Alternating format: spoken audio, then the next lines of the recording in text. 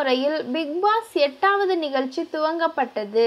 விஜய் சேதுபதி தொகுத்து வழங்கும் இந்த ஷோவுக்கு பிரபல நடிகர் ரஞ்சித் போட்டியாளராக வந்திருக்கிறார்.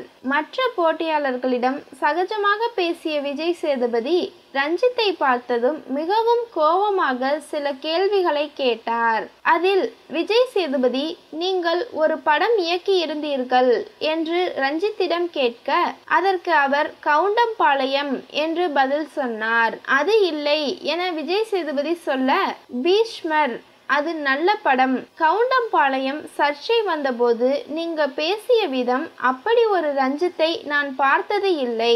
அந்த ரஞ்சித் முற்றிலும் வேறொரு ரஞ்சித்தாக தெரிந்தார். முன்பு படங்களில் இயல்பான நண்பராக நடித்த நீங்கள் இப்போது இப்படி மாறிட்டீங்க.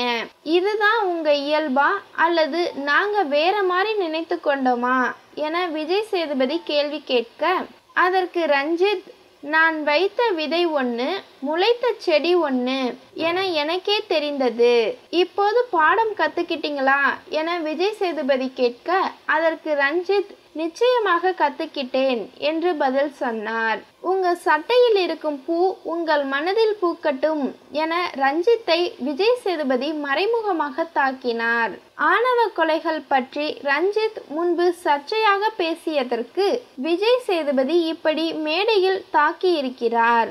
அவர் பேசிய விதம் பார்த்து ரஞ்சித்தின் முகம் மாறியதையும் பார்க்க முடிந்தது.